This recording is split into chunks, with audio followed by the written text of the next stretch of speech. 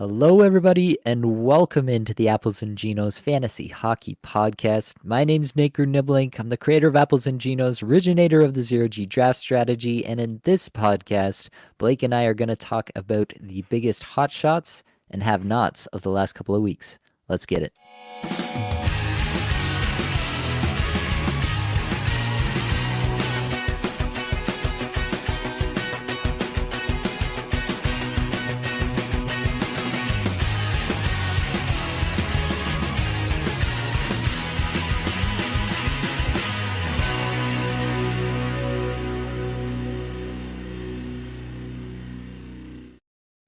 And of course, I have your friend and my best friend, the small town dreamer with the bar down screamer, Blake Creamer, here with me. Blake, how are you feeling tonight? Oh my God, you've been watching me play, Nate? Actually, that's one thing I'm known for. Big clapper. All right. Talking about slap shots. All right. That's my go-to. All right. Got good vision too, but can't skate worth a damn. All right. So that's a problem.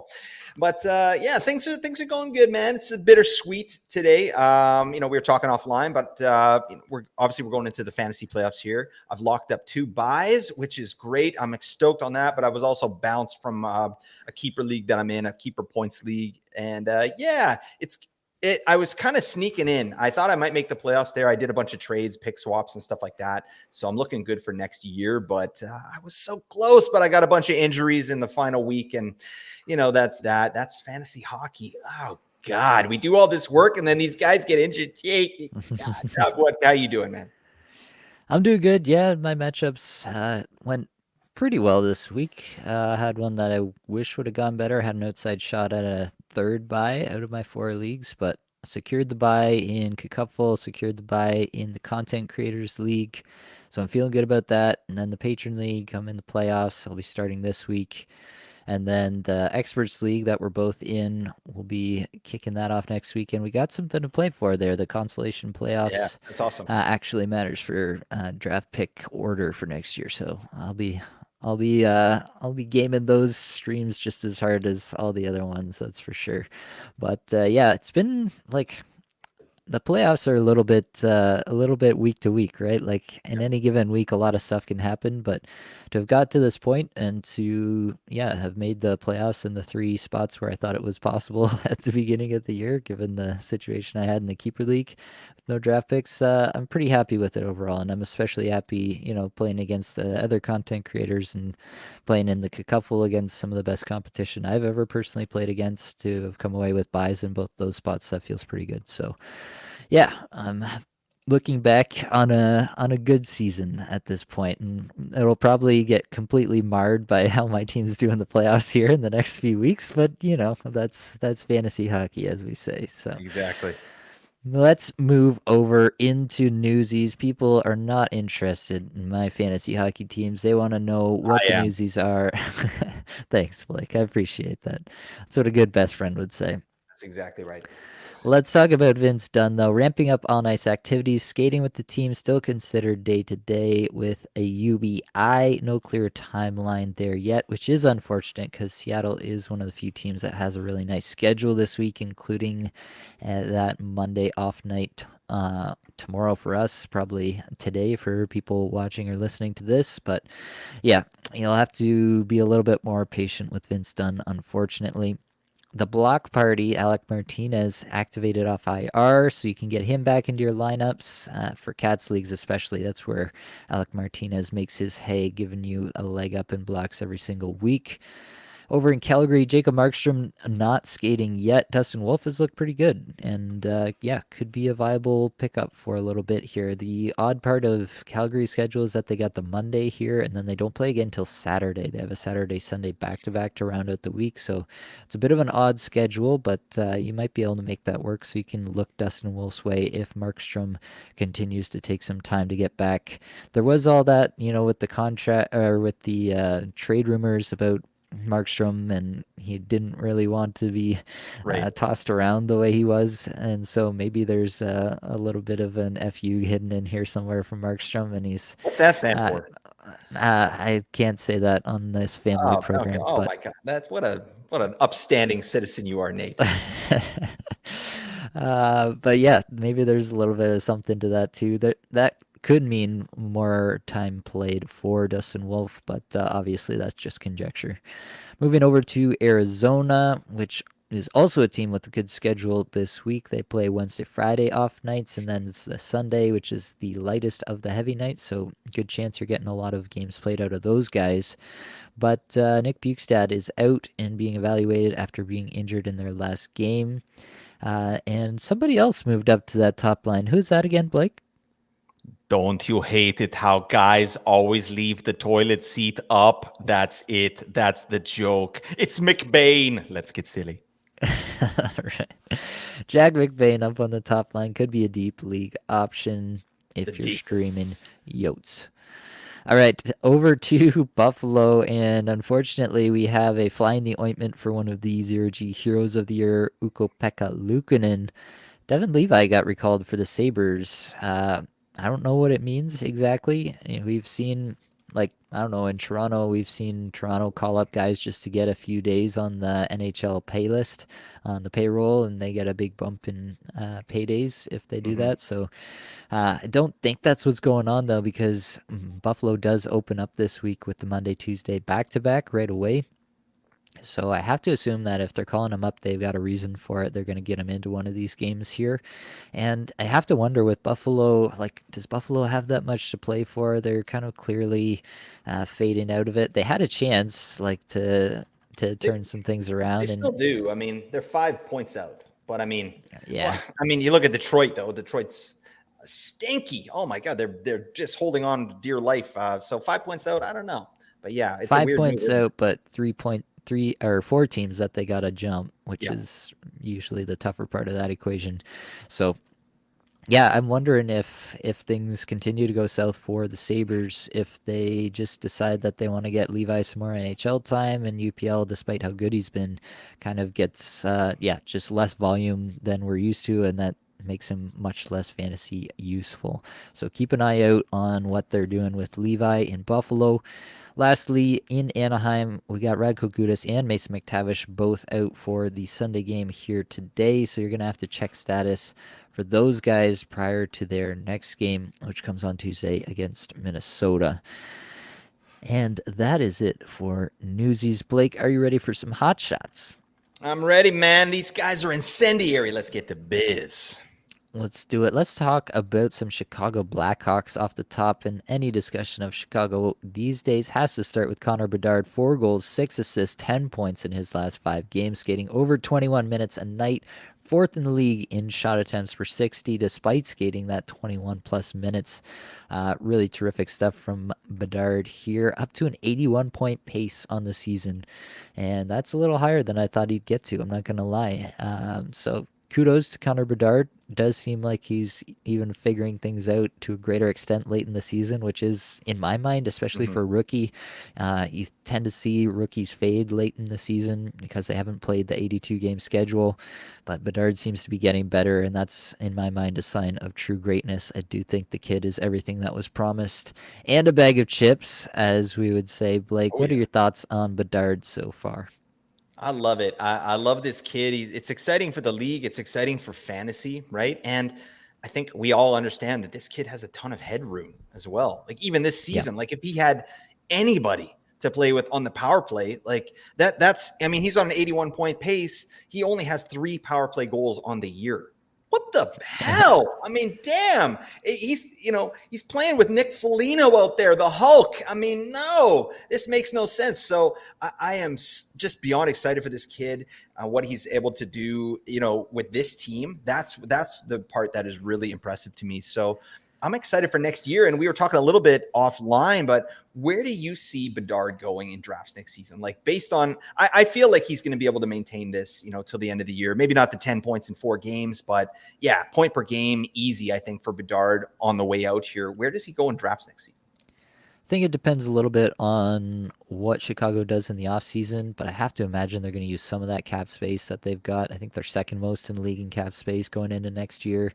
Have to imagine that they use some of that cap space next year to put in some players around him. You got guys like Toffoli out there. Steven Stamkos is still out there unsigned. Sam Reinhart's still out there unsigned as Oh of today, God. but Yeah, I'm not expecting either of those two guys to not re-sign with their teams, just given, yeah, Stamkos the captain, obviously, and then Reinhardt the season he's had. I think they'll do anything to keep him around. But either way, I do think that they'll find some halfway decent players to play with Connor Bedard in the offseason. And I honestly think that we'll be looking at Connor Bedard at the 1-2 turn next season Oh in a lot my. of leagues. I think he'll get steamed up a lot, and honestly, probably rightfully so. You look at the trajectory of a lot of these other much ballyhooed superstars coming into the league, and they take one season where they're around this point per game, and then the next season they're off and running into the 100+ point range. I think that's totally within the realm of possibility for a guy like Bedard, and I think that he's going to get drafted as if that's a foregone conclusion next year. So it'll Love be it. interesting to see, but that's my prediction as of today, March 17th, 2024. All right, let's roll over and let's just talk about Bedard's line mates here. We got to talk about Philip Kurashev, who's got 3 goals, 7 points in his last five. Nick Foligno has 4 assists in his last five. They all came in one game, which is pretty interesting. But has shown some ability. Like Mhm. Foligno is on a 44-point pace on the season. Kurashev's on a 56-point pace on the season. Both of them skating big minutes. Kurashev over 20, Nick Foligno around 18 and a half. The on ice numbers obviously pretty good for both of them playing with Bedard through this terrific stretch. Kurashev's at 26th in Corsi 4 per 60, 15th in scoring chances 4 per 60, and you got Foligno at 24th in Corsi 4 per 60 and 21st in scoring chances 4 per 60. Neither of them showing out much in the individual metrics, as you might expect, although Foligno is there at 48th in individual scoring chances 4 per 60, which is a respectable number. So, of these two, who would you take, Blake? And do you have any hope that they can sustain any of this given how hot Bedard is?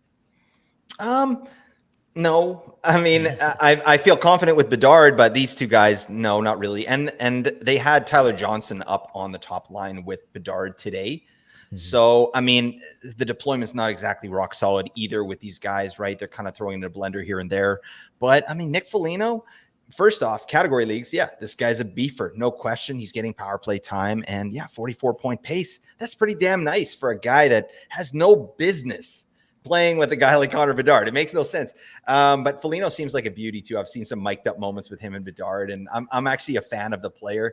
So just the guy. So but again, for fantasy purposes, like, no, I'm not at all confident in what Foligno's bringing to the table. Kurashev, I mean, no, I'm not confident, but he's 24, right? And one thing I've liked about Kurashev, dating back to last year, is he was getting big minutes last year as well. Like, the Yep. Blackhawks have been a bad team for 2 years now, like a really bad team where guys like Philip Kurashev are getting the 20-minute treatment.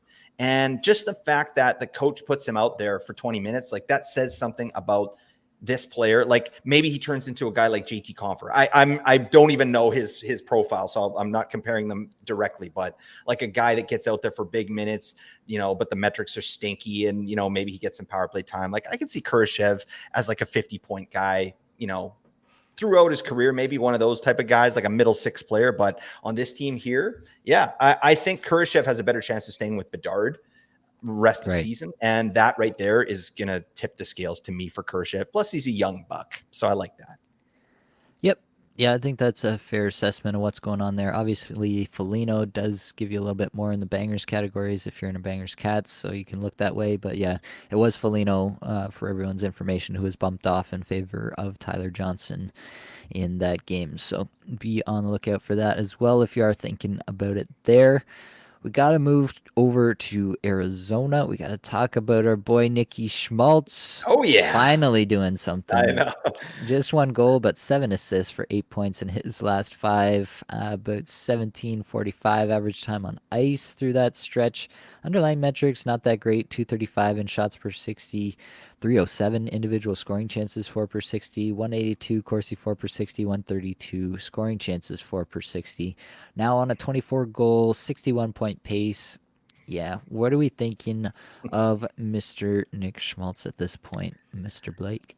I'm here for it. I mean, he's just one of those guys, right? Like, the metrics are never good, but he'll bludgeon his way to points, right? Although this year that's been a little muted. Like, he's usually been a 20-minute guy, and if you look at his deployment over the past couple weeks, lots of 17-minute games, 18-minute games.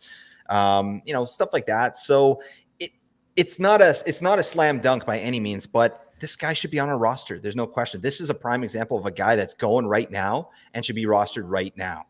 Right? Like, 9 points in his last 6 games. Very nice. He's doing a lot of good work on the power play too. Like, I'm just looking at his numbers here. He's already career high, 21 power play points on the season. That's his career high. 10 power play goals. That's a career high. So, it's his even strength hasn't actually been quite as good as it has been previously, right? Like that line he had with Hayton and Keller was really good last year, whereas he hasn't really found that magic at even strength this year. But I think Yeah. it's that power play production that's really been propping up his floor, and he's going right now. So get him on your rosters. This guy's good to go, and we're riding with the Nick Schmaltz train. Book it. Yeah, looking at his metrics year to year, like I don't see a lot of change. He's actually slightly better in individual scoring chances for per 60 this year. Slightly better in Corsi 4 per 60 this year. Scoring chances 4 per 60, right about the same. It's really just a slight decrease in efficiency kind of across the board. IPP, shooting percentage, on ice shooting percentage, and then the time on ice, as you mentioned. I do think that the loss of Hayton as a legit Yeah. offensive talent in between him and Keller is something that has held Schmaltz down at times this year. Hayton, even when he's been healthy and has been there, has not been able to replicate anything close to the success he had last year. So that's kind of taken its hit on Nick Schmaltz. So overall, like, I'm not super concerned about the metrics because he's a guy who typically doesn't have great metrics, and Mhm. on the season they actually look pretty much the exact same as they usually do.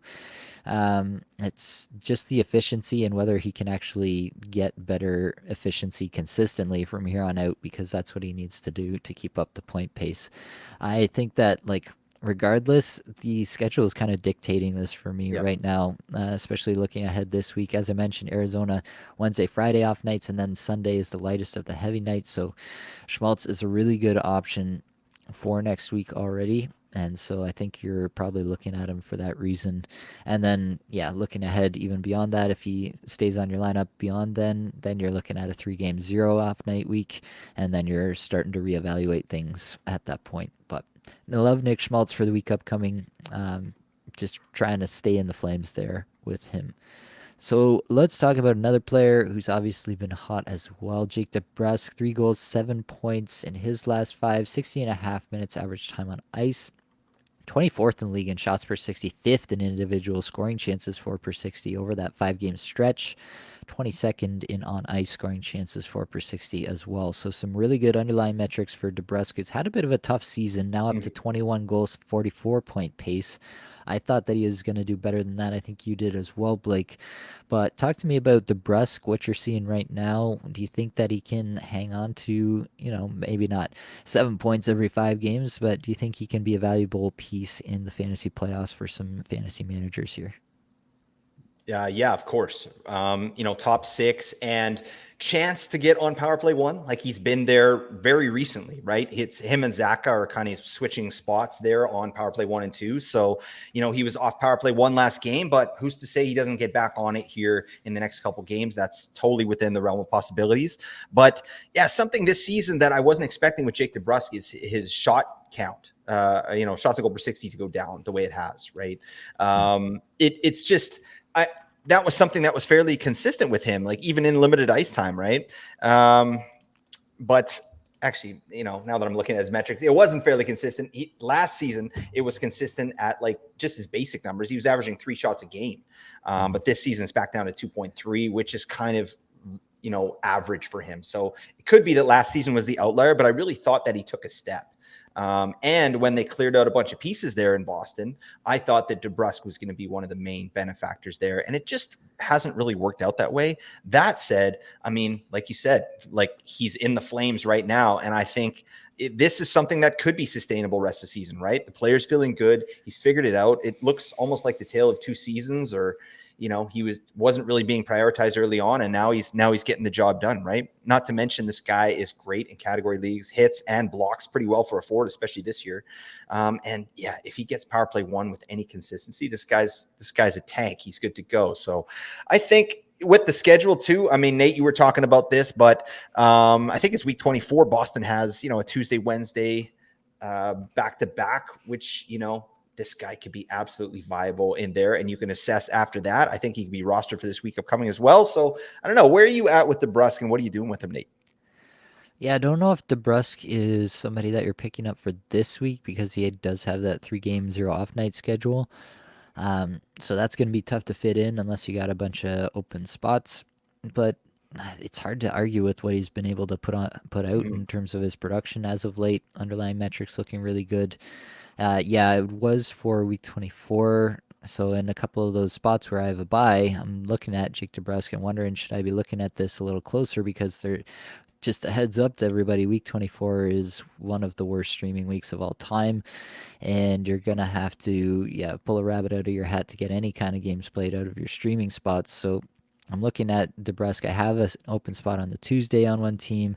I can get the Tuesday Wednesday as kind of an early week stream and then move on from there. Maybe move to a goalie stream later in the week or something like that. But yeah, that's how tight it is Yeah. in some of these week 24 scenarios. So if you're similarly in a buy situation right now and looking ahead to week 24, or if you're still playing out the last week of your regular season, it doesn't have much impact on your finish, and you're looking ahead for an early week stream for week 24 to try to get ahead of that terrible week in terms of streaming, then Jake DeBrusk actually does make a lot of sense in my opinion. All right, next up, Cam York, who has 5 assists in his last 5 games, skating 24 and a half minutes a night. Pretty strong stuff there. 83rd in shots per 60, 40th individual scoring chances for per 60, 28th in Corsi for per 60, and 29th in scoring chances for per 60, which is solid. York has a 32-point pace on the season, but the draw for York has been the fact that he's been getting on the top power play and running that unit along with Konechny, Tippett, Frost, and Farabee. Do you have interest in York, and how much should we trust John Tortorella moving forward? I think this is classic stuff for Tortorella, like prioritizing the young guys towards the end of the season. And yeah, I feel pretty confident right now. I mean, who's competition, right? It's Travis Sanheim, it's Igor Zamula. All right. And I mean, York is cooking right now. So I feel about as confident as I can with the Tortorella coach team. But yeah, this is great. Big time minutes. The metrics look reasonable, right? With Cam York, wow. Yeah, I mean, they're decent, right? They're not as good as you'd hope, right? I was looking at them, and the way we have them on our sheet here, the defensemen and the forwards are separated. So the Right. defenseman numbers are on just among defense. So, if you see 83, you're like, oh, that's good, under 100. And then you're like, oh, no, that's 83rd in defenseman. So that's not as good, right? But Yeah. anyways, 5 assists in 5 games. Love that. Love the power play deployment and love the time on ice. So I think if this guy's available, he should probably be on a roster. I don't have him anywhere because he's just not available anywhere, and he's rostered as I think he should be. But yeah, he's actually showing 11% rostered on Yahoo. So all the leagues I'm in, he's not available. So what about you in your leagues, Nate? Yeah, I haven't checked through to see if he's available in any of my leagues, to be honest with you. I'm not into these guys that much. He's available in one league. But I'm just not trusting Tortorella as far as Yeah, I can throw him at this point. That's really what it is for me. And yeah, I mean, York has like if you're in a spot where you ran some sort of like 0D setup and you've got no defenseman out there yep. and Cam York is out there, then yeah, he looks pretty appealing at this point. And they do have 4 games this week, so you can run into that. But if you're in a 50 situation, then I don't think Cam York is playing over anybody else that you got, most likely, and so I'm not sure that he's worth a pickup there. So really, it's just a matter of is there anybody else out there? Probably not. So Cam York might be the best guy for your 4th D slot this week if that's what you're looking for. But aside from that, I'm not super excited about Cam York. And even just looking ahead past this week, then Philly has the dreaded 3 game 0 off night schedule. So he's not helping you out much beyond this week. But for a 1 week stream, I guess I could get behind Cam York if he is your 4th defenseman and you're just running 4 defensemen clean. All right, last up, Yuri Slakowski. He's got 5 points his last 5. He's kind of done this now. He's kind of bounced back and forth between the, like some big stretch of play that got everybody excited, then went quiet. He had, yeah, let's look at this for a second. He had 1 goal in 8 games. That was Yeah. his only point in 8 games. And then now in the last four, he's got that 1 goal and 4 assists. So a little bit of a roller coaster with your Slakowski here, but in the end, he's still playing over 19 minutes a night. The underlying metrics not so hot: 284 shots per 60, 238th individual scoring chances 4 per 60, 150 in Corsi 4 per 60, and 99 in scoring chances 4 per 60. What's your thoughts on Slavkovsky now, Blake? Like, are you thinking that he's got a good shot to continue on? Um, this season, sure. It doesn't mean that I'm interested in having him on my roster, right? Like, what I'm more interested in is what this is going to mean for him next year. Like, he's held this first line, first power play spot for a good chunk of the year, and he's done something with it. And I think that bodes really well for this player's value moving forward and the way he's going to be deployed, right? And not to mention he has 115 hits in 67 games, bang, 61 blocks for a forward in 67 games. That's excellent. So, and he's 19. So I think moving forward, like in the future, next year, this guy is going to be a viable player. He'll probably be drafted. I think, he can do something. But to me, I'm leaving him on the wire in my leagues right now. First off, because of the schedule, right? There's nothing schedule-wise that says get Slavkovsky on your team for the next Yep. 2 weeks. So that's really what's driving me leaving him on the wire. But if they had a good schedule, I'd be like all over it. This guy's getting a ton of deployment, and he's really kind of shown out, I think, in that limited time. So take a look, Slavkovsky 2025. That's where we're at, right, Nate? You with me on this? Yeah, I am interested, obviously, for next year. One place, like, I'll give an example in the Experts League where I did, trade away a lot of assets to try to get better draft capital for next year. I Mm-hmm. picked up Slavkovsky because he's legitimately one of the guys that I'm hoping plays well for me to have a chance in these consolation playoffs. Mm-hmm. And so Yeah. he's like actually a semi-core player in that scenario. I'm probably not streaming him out. So in that scenario, he's got some value. I do think that there's always, I've mentioned this before, but there's always a few players from these teams that everybody leaves for dead that end up going off at the end of the Yep. year when everybody thinks like, oh yeah, no, Arizona can't do anything. No, there's no way anybody from Montreal is doing anything. There's always a few guys out there that do something, and it behooves us as fantasy managers to take note. So I do think Slavkovsky's capable of that. I do think he's still a young player who's got a lot of roller coaster to his night in, night out performance at the moment. So you have to take all that in mind, but I'm cautiously optimistic about Slavkovsky moving forward despite the recent lack of underlying metrics. Okay, let's take a slight break and talk about the Apples and Genos Discord server. If you haven't made your way in there and you're still listening to a fantasy hockey podcast on March 18th, 2024, what are you doing? Get into the Apples and Genos Discord server. Come talk to us. Tell us about your heartbreaks and your elation as you either lose or win in your fantasy hockey playoffs. We'll all be sharing stories, I'm sure, in Oh yeah. there in the upcoming weeks. So come join us, Apples and Geos Discord server, link in the description. While you're in that description, if you're looking for somebody to give you some advice in these crucial weeks, then you can definitely find that in the Apples and Geos Patreon, $5 a month, and I'll answer any question you got. Lastly, if you have made it this far into the podcast, I think you're probably enjoying it. If you could give us a review or rating, any of that good stuff would be much appreciated. And if you're on YouTube, like and subscribe does help us out a lot. All right, Blake, we made it through all the ramblings. Are you ready for some have nots? The best part of this show is crapping all over these players. Oh yeah, I'm super stoked. Let's go. All right. Well, we got Troy Terry at the top here, which is Oh not a no. player that I really want to crap all over. Um, the one thing about Troy Terry is the 2 goals that he scored in the game that was going on while we were recording here. So he's got 2 goals. He has been getting minutes again as of late, which is the interesting part. So the metrics that I have up are from the 5 games prior, where he had 0 points in 5 games, but he's still over 19 minutes a night. 225 in shots per 60, 298 individual scoring chances for per 60. On ice numbers not any better. 209 Corsi for per 60, 281 scoring chances for per 60. On the season now, 23 goals, 62-point pace. What's your outlook rest of season with Troy Terry, and are you trying to hang on to him this week? The Anaheim Ducks do not have a great schedule, all on heavy nights.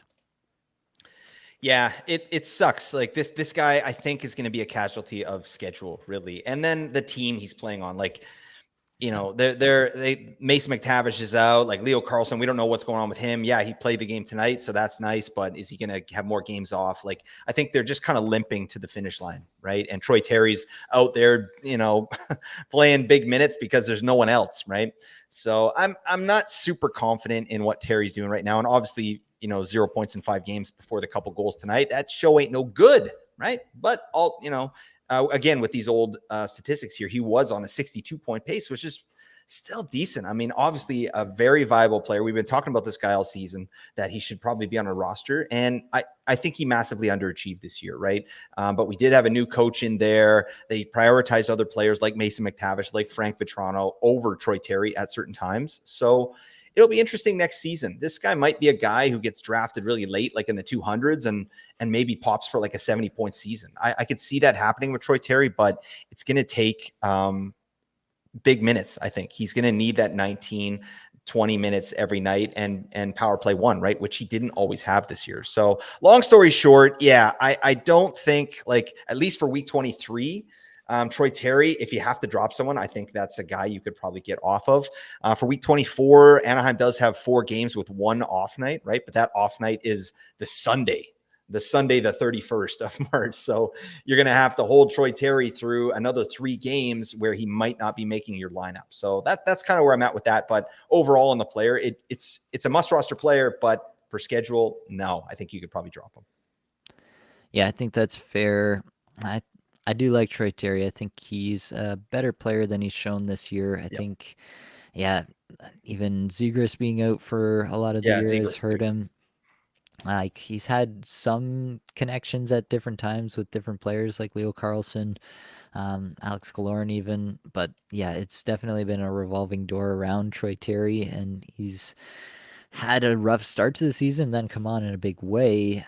But it is tough to see this Ducks team trying to get across the finish line here. It does seem like it's a bit too much effort for any one team to have to go through the way they are straggling to the line. What is a Duck? What Still the hell is nobody a knows. duck? Oh my God, somebody tell us. Somebody just send me the Wikipedia link. My computer's not working right now. All right. Let's move over to Detroit and talk about Alex DeBrincat, now pointless in 6 straight games. Minutes have taken a beating, down to 1645 in the last 5 games, even below that in the last couple here. So DeBrincat's underlying stats are still okay. 93rd in shots per 60, 49th individual scoring chances for per 60. What are you thinking about DeBrincat at this point? We talked a bit about him as a potential drop in, some scenarios where you're like just scared of putting him out there anyway. And Yep. so if he's not making your starting lineup, what are you hanging on to him for? But do you still feel the same way about DeBrincat? Is there any hope that you can give to Alex DeBrincat managers? No, this is hopeless, folks. I'm sorry to say, but with this deployment, no. Alex DeBrincat he's not even a 60-point man with this deployment. It's kind of worst case scenario at the worst possible time for Alex DeBrincat owners, right? And I am one. I had him in a lot of spots this year. I traded him twice for Ovechkin, straight up, and I feel good about that. I don't know. I think I'm maybe coming out ahead on that slightly. But yeah, I unless he's getting more minutes and more time on the power play, like, he's doing nothing out there. And I know that, like you said, the metrics are reasonable, and they are, right? But first off, hit the net, buddy. Like, what are you doing? He's 30th in chucking pucks, and he's 93rd in shots on goal per 60. So, he's not hitting the net, and he's not out there for very long. I'm just I don't feel very good about what I'm seeing from DeBrincat. And yeah, I don't know. Nothing that he's done over the past little while has really changed my mind with that. And not to mention like the hits that he normally brings. Like, this is a guy who got over 100 hits for 2 straight seasons, and now he's not going to come close to that. So his power play performance as well, terrible. It's just an off year for DeBrincat, and this could equal value next season, but I don't know. If this is kind of his role on this team, it's not going to equal value. This might be the player he is if he's going to continue to be deployed like this. Yeah, I think that's a fair take, to be honest with you. It's not a great spot, not on the Patrick Kane power play unit. Um, yeah, your best hope with the Brinket is that Larkin comes back quick and he's on that line again and on that power play unit again. But yeah, it's hard to be optimistic at the moment. It's hard to drop a guy like this because the talent's there. We've seen the proof of concept with Alex DeBrincat, and we know that Yep. he's capable of going off at any given moment. And it doesn't seem like it's for a lack of effort, but it does a little bit seem like it's for a lack of ice time and Mhm. anything to play with around him outside of Patrick Kane. So I am nervous about Alex DeBrincat. If you do find yourself in a spot where you're going to be benching him on every night this week because of the heavy nights that Detroit plays, then I do think it's a real possibility that you could drop Alex DeBrincat in a must-win scenario. All right, let's talk about some Seattle guys because I do think that there's going to be a lot of people in on Seattle for this week. Jordan Eberle, you got Eli Tolvanen. Neither of these guys are doing anything. Eberle 1 assist his last 5, and the same for Tolvanen.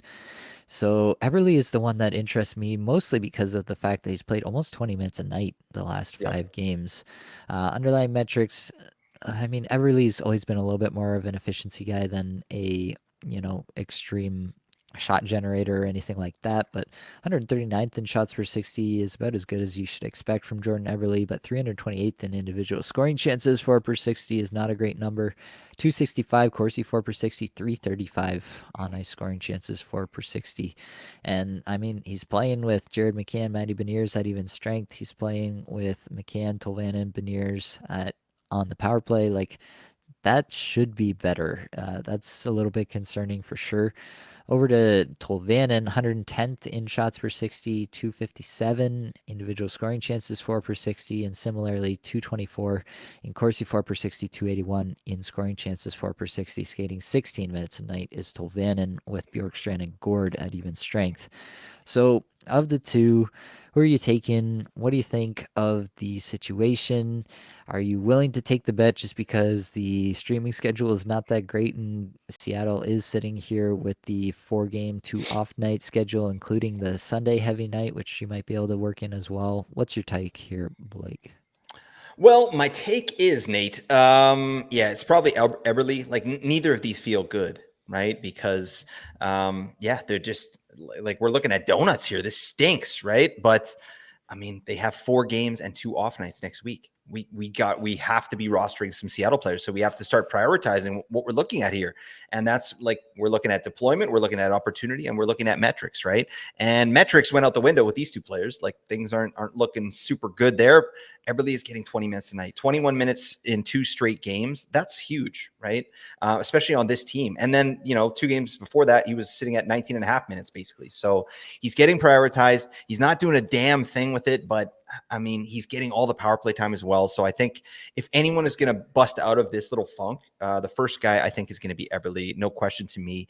And then, Tolvanen, like, we know what where he makes his bacon, right? And that's in cats leagues. This guy is smashing, like, 163 hits in 66 games for Tolvanen. That's Yep. valuable, right? 67 blocks in 66 games. That's insanely valuable for a forward. So we're not here to talk yang on Eli Tolvanen, like, but in terms of offense, like, we're going to need to see a lot more, right? Like, he's getting the 15-minute treatment here. His line is decent.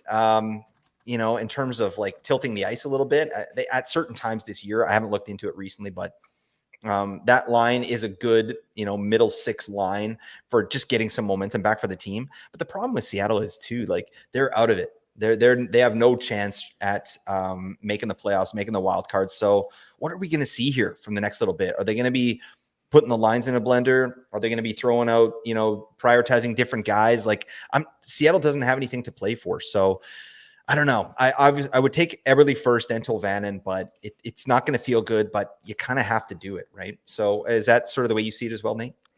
Yeah, that's pretty much it for me.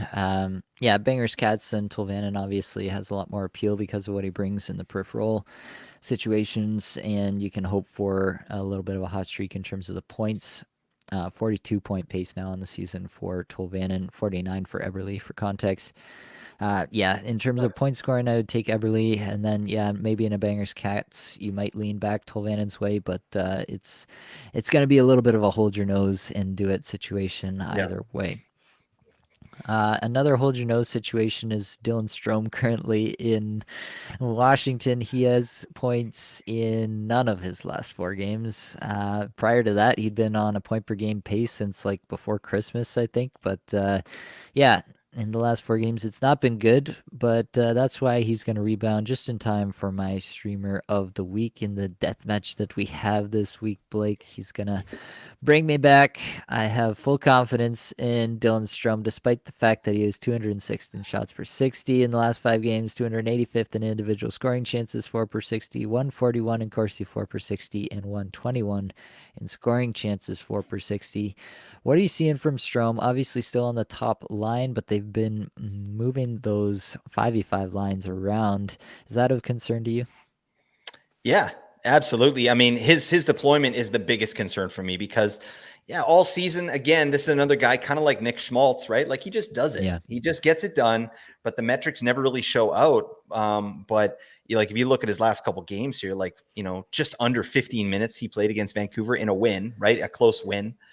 They won 2-1 there. So I mean, I guess that makes sense. He's not a defensive player, but a couple 17-minute games, 15 minutes, a 13-minute game against Pittsburgh where he did get 3 assists, but it's just not to my liking. But again, must roster player for this week coming up. You got to have some Dylan Strome on your team with that schedule. There's no question in my mind. This is a guy that's shown that he can absolutely pop off. He's on a 63-point pace. He might, reach that.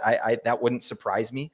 But it's not going to feel good, right? Like I like that. Yeah. Hold your nose and just click the button, and get Dylan Strome on your team. If he's out there, he's got to be on your roster, but it is a bit concerning, right? Like if you look at, some of the lines here. So who's he playing with recently? Tom Wilson and can you pronounce this man's last name for me? Ivan Mirshmego. You Right. nailed it. First time. Yeah. Wow. Yeah. They were at even strength of the lowest deployed line for the Capitals in that game against the Canucks. Right. So as we said, right, they're looking at, maybe a more defensive setup to kind of, preserve the lead. But yeah, it's not what you want to see. Right. And then he's with Tom Wilson is his go-to there. And this other guy, I don't even have a take on Miro Shnichenko. Oh God, there's a lot of consonants in there, and I'm here for it. All right, the more consonants, the better. All right, that's what I'm saying right now. I'm digressing on Ivan Mishchenko. But yeah, Dylan Strome, you got to have him. It's not going to feel good. I don't know. I got nothing else. Although I hope this week, I hope he gives you just enough. You know what? I hope Dylan Strome pops the hell off. I just hope Anthony Duclair goes freaking berserk. All right. I hope everybody eats. Shout out to Dylan Strome. I want everybody who streams him in to eat here. So there you go. How do you feel about your boy? I still feel pretty much the same way that I've always felt about Dylan Strome. I think he's probably roughly the player he has been on the season, 27 goals, 63-point pace. It is concerning, definitely, to be moved down the lineup at 5v5. I still feel like at some point that's probably going to change. Like, are they really going to just like run out Connor McMichael with Alex Ovechkin for the rest of the season? That feels a bit crazy to me, but I don't know. Stranger things have happened for sure. Like the metrics are all really solid for Strom. He's actually got the best shots per 60 of his career going on right now. Nice. Best Corsi 4 per 60 as well. Like really solid stuff kind of across the board from Dylan Strome. So I do think this is kind of the player that he is. But yeah, getting more exposure to Ovechkin as the only really like elite, or maybe he's not elite anymore, but at least the best offensive player there in Yeah. Washington by a landslide is Ovechkin. So that's the exposure that you want to see. I'm still holding out hope for it, but I do think that Dylan Strome can get it done for me one more week. All right, I want to talk some defensemen here. Now, the first one up is Jacob Chikrin, and Chikrin deserves some time spent because this has been Yeah. one hell of a cold streak for Mr. Jacob Chikrin. I can't even count all these zeros. I think I'm looking at 1 point in his last 15 games, maybe something like that. So that is incredibly atrocious for a guy who's skated 20 plus minutes in all but one of those games and much more in many of them. What is your take on Jacob Chikrin? The man is third amongst all defensemen in shots per 60 and eighth in Corsi 4 per 60, sixth on ice scoring chances 4 per 60. But all of a sudden, well, not all of a sudden, the last 15 games, the man can't buy a point. What's your take on Chikrin?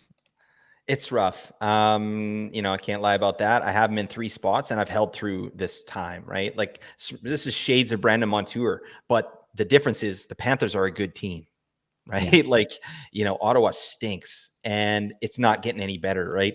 Like it's actually a bit shocking to me, the downturn of Ottawa, even with the new coach there. Like, it's like Jacques Martin has no business being behind the bench. Like he can't get anything out of his players. They're listless out there. And then, yeah, guys like Jacob Chikrin, what happened? Like, look at these metrics. These metrics are crazy, and I love metrics, as much as the next guy. But this right here, this time of year, is where you have to go where the getting's good, right? You have to get players on your team that are performing, and I'm not really willing to wait. If I'm in a spot where I need to win, I'm not willing to wait on Jacob Chikrin to figure it out. You know what I mean? I'd go pick up Cam York, right? Like, that is something I would absolutely do, even with these metrics here. Like, if it was a different point in the season, like halfway point of the season, like there's no question I'm holding Chikrin through all this. I did, right? And to be clear, I'm not dropping Chikrin anywhere because I don't have any other options that I think are better, right? I'm going Mm-hmm. to hold Chikrin. I'm going to continue to hold Chikrin. He's getting in my lineup,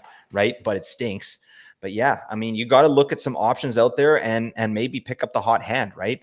Guys like, I mean, I'm not saying do this, but what about Miramonov on Calgary, right? Like, we're looking at flyers at this point, right? Instead of taking zeros from Jacob Chikrin, maybe get something or a guy's actually putting some points on the board. So I don't know. Where are you at with Jacob Chikrin? And is that any of that tracking with you? So where I'm at with Jacob Chikrin is I just can't quit the metrics, man. Yeah, totally. They're just so good that I really can't quit it. He's been actually on the top power play, sharing Yeah. time there with Jake Sanderson, and they've been running Stutzlet to Chuck Batherson up front, and that's been like a true top power play unit that they've been running. So that part is in his favor more than it's ever been to at any Yeah. point in the season before. Yeah, maybe it is like the with all these defensemen that we're going to talk about, maybe it is the Cam York test. Like, do you want this guy over Cam York? For me, the answer to that is still yes, without a doubt. Cam York dreams about having 5 game stretches where he's third amongst all defensemen in shots per I'm sure he 60. does. Yeah. I'm sure that's the Yeah. primary dream that he has every He's a night when big he fan goes of to the sleep. show. Yeah. Yeah, big fan. But yeah, I can't honestly, in good conscience, drop Jacob Chikrin when he's still pumping pucks on net, when he's in the best deployment that he's ever had here in Ottawa. Like, I recognize that Ottawa's in a bit of a funk right now, and the coaching is probably not doing them any favors at this point. I think they're clashing again with the coach to some extent, if not outwardly, then at least with their own stylistic leanings. So that's all not working in their favor, but I just have to believe that the metrics will come through. And Ottawa with the 4 game week this week, I don't think you can drop them for that. If we come back next week and he's still on the list, then maybe we'll have a different conversation. But for this week, with a 4 game week, I think I'm still holding. Let's talk about a couple of other names that you might not be holding. So I'm actually in one spot. I have both Chikrin and I have Philip Hronik, who remains ice cold himself. Mhm. We've talked about Hronik a little bit before, but like just 1 point in his last 7 here. Not a great stretch for Hronik. I'm kind of not really seeing anything different going on like too much. I guess the underlying metrics are a little bit down from where you'd hope to see him. 98th in shots per 60, 44th in on ice Corsi 4 per 60, 102nd in on ice scoring chances 4 per 60 for Hronik. I'm just I'm looking ahead at the fact that Vancouver is one of two teams with two off nights in week 24. And I'm thinking, okay, if I get there, then Hronik is going to be like the best player available if I Yep. drop him. But if I don't get there and Hronik continues to put up zeros like this, then what's it all been for? So Hronik versus Chikrin, give me that one. And then does the week 24 factor into your thinking at all? Ooh, that's a good question. I mean, in a bubble, it's Chikrin all day, every day. There's no question. Even in this, this funk. But yeah, that's tough. But we got to get there, right? That's the key part. So, I mean, you're gonna have to suss that out for yourself, folks. But I mean, if you're holding Hronik here and he gives you just absolute donuts in the game against Buffalo on Tuesday, like I don't know. I think like we can't think about week 24 when we're getting smashed in week 23. So, Yeah. just keep that in mind. But yeah, best case scenario, I'm holding Hronik until week 24. Then he becomes an amazing streamer for that week, like one of the best streamers. So yeah, that's kind of the situation. But everything I said about Chikrin, I would say that about Hronik, except Hronik, the metrics are not even close to what Chikrin has. So yeah, it's all schedule based with Hronik. Fair enough. All right, I want to compare and contrast two more defensemen here. Charlie McAvoy, pointless in his last 7 games. And then the other one is one Rasmus Anderson.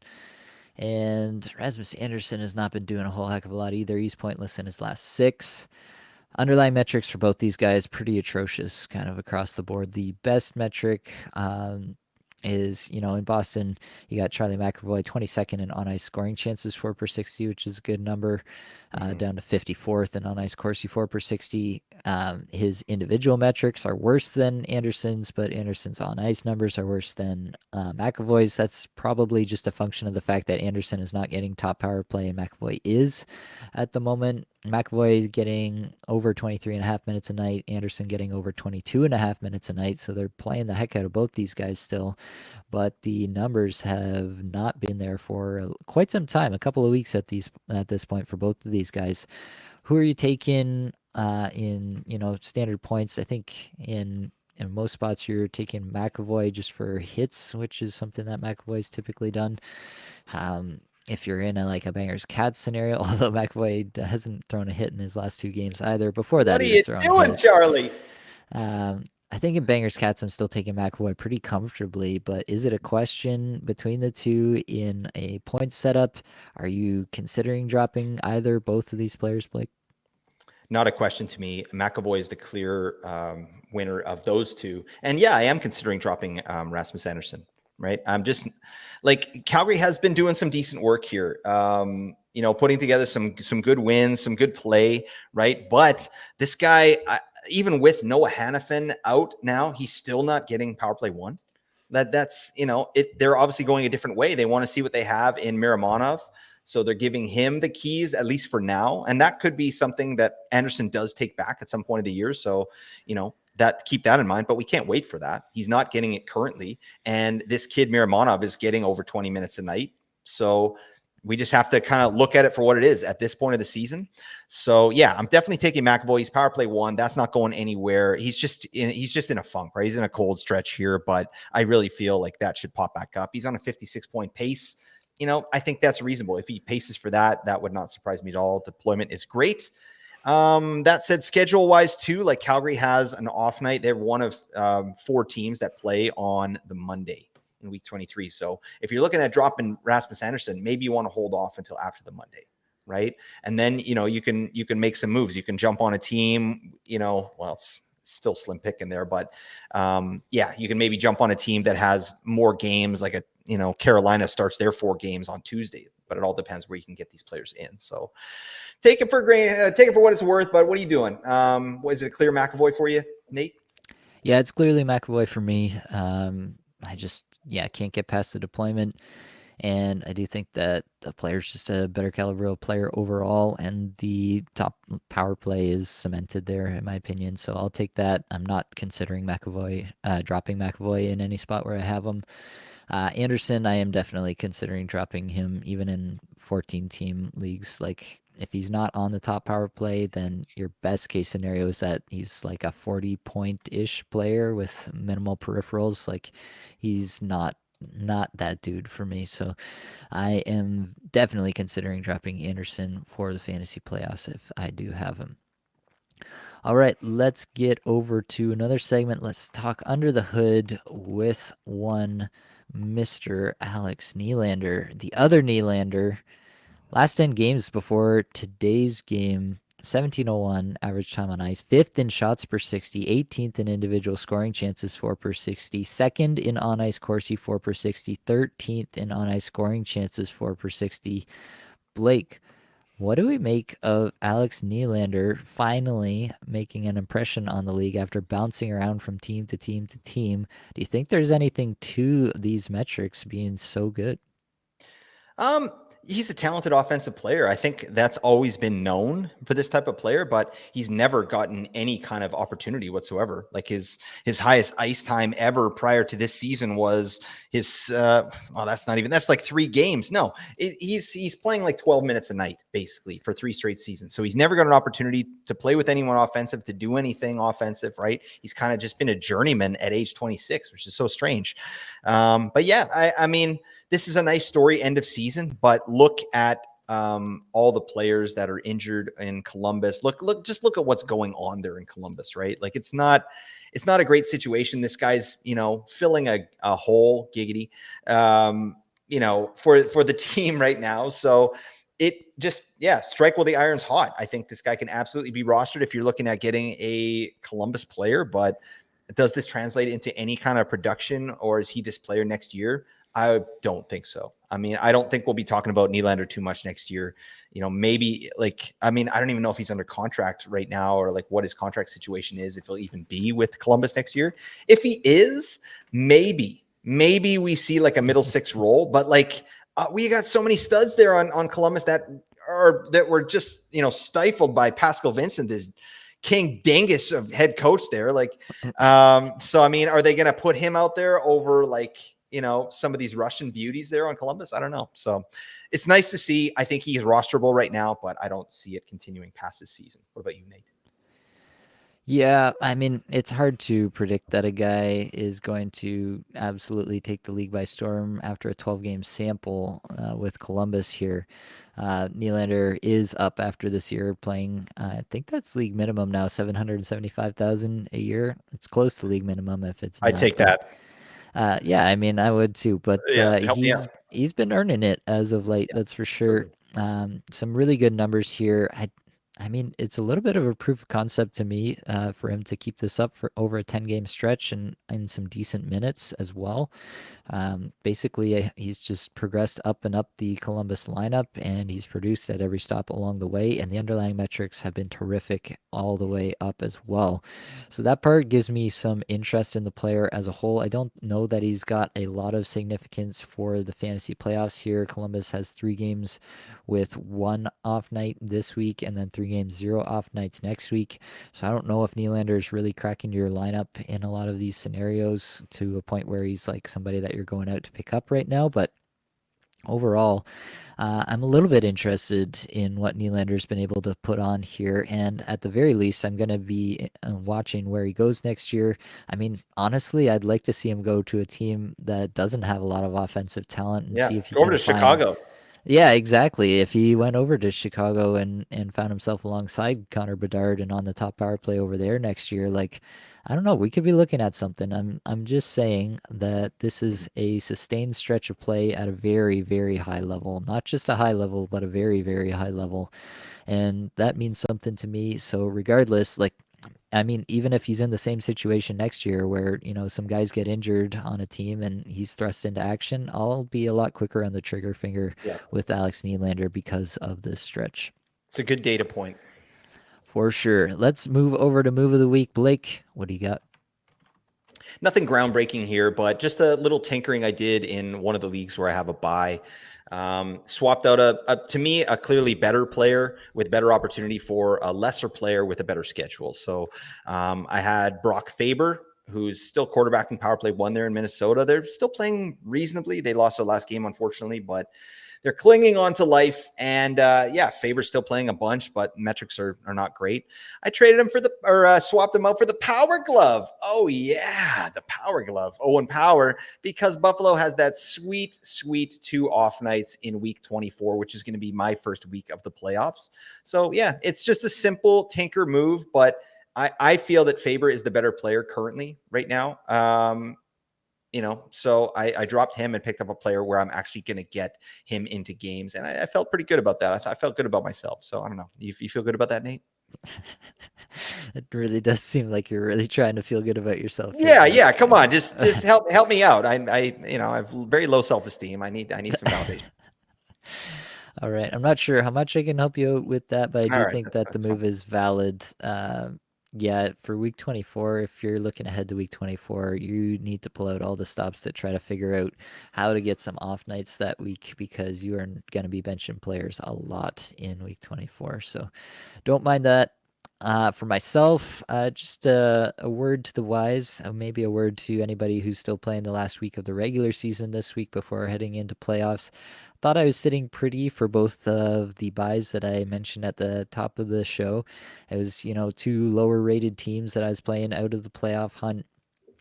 They played pretty well, and I ended up having to stream pretty hard.